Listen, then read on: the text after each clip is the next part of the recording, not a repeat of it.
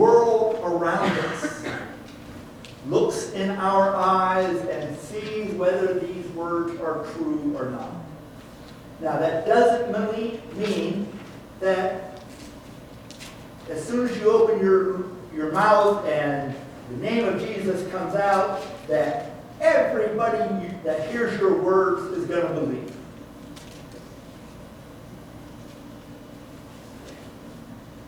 You know why?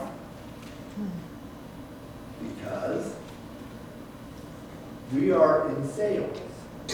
We are not a manager. It is our job to share the gospel. The gospel that you believe. You are not responsible for how others will act on it.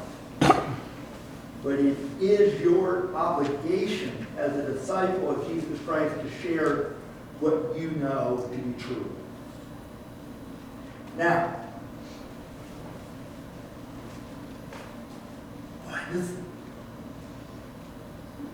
I keep being amazed that there were things in here that weren't here the last time I used this passage. I don't know if you've ever had that experience, but somehow God moves through the scriptures and brings them to life in the time of the reader.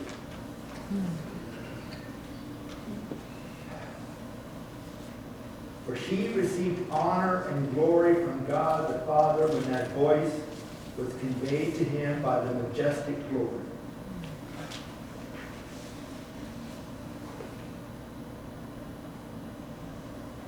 You know, when we hear about the Lord, do you realize that God's glory existed before the first words were written down? That God's glory exists even if none of us ever utter the name of Jesus again. God's glory will exist.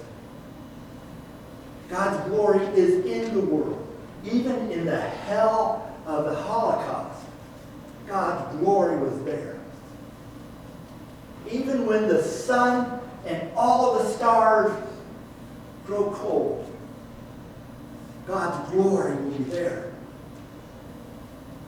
This idea of God's glory pre-existing your awareness of God. That was the glory made known to James and John and Peter that day on the mountaintop. They had heard of it. They had walked with Jesus. But that moment when you mean everything that I believe to be true actually is. Wow. I mean, that moment when you say, sure, I believe in God. There is a God. But that moment when you realize, oh yes, everything that I think, I now know. That's that moment when you are justified, to use the Wesleyan term. But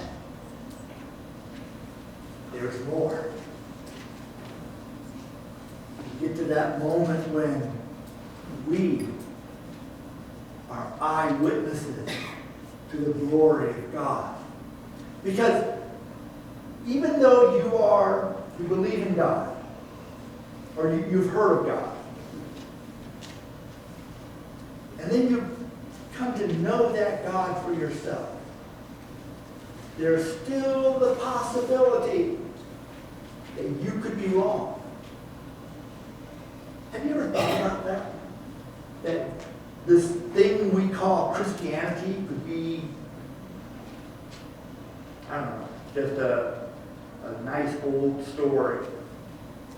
I mean, if you're afraid of doubt, then you need to go back to the book and see what happened to other people who had doubts as strong or stronger than yours. Because being a Christian doesn't mean you have all of the answers. But it does mean you're not afraid of the question. Amen. Like I said, there are things in here that I'm sure weren't in here the first time I read them, all those years ago. In Sunday school with Mrs. Latimer,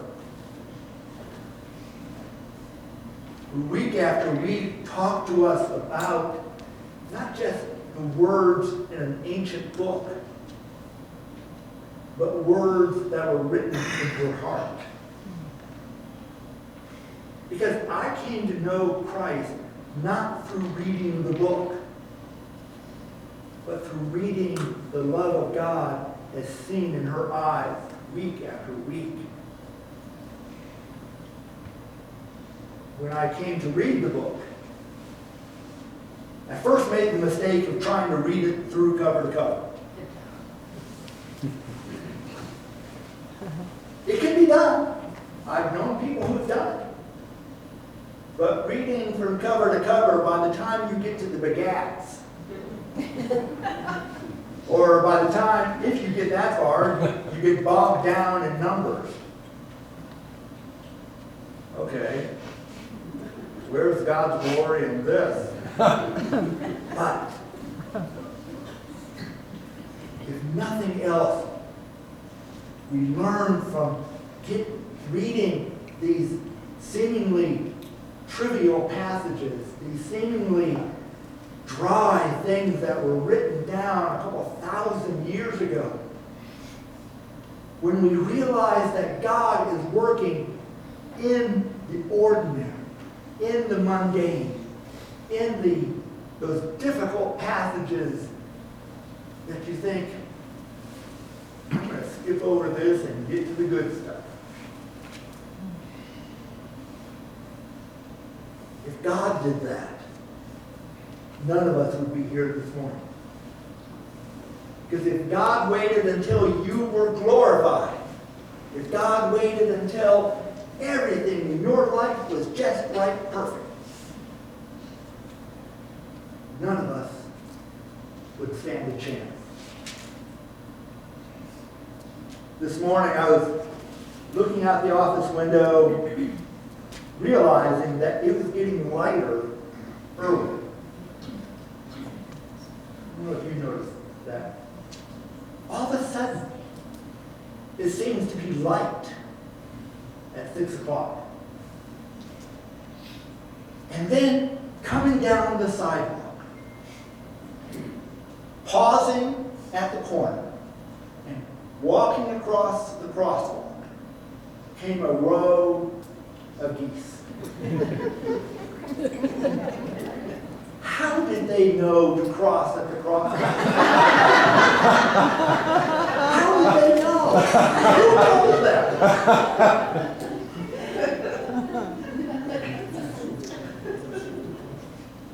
I choose to believe that in that moment,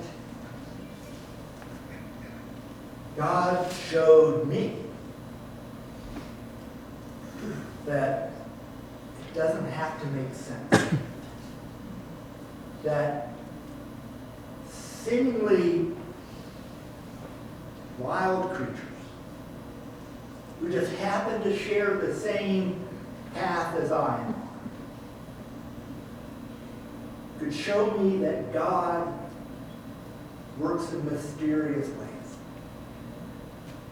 And maybe one of you here this morning will stand at a corner and somebody will watch you, and as you step out in faith, they'll say, how did God work through that?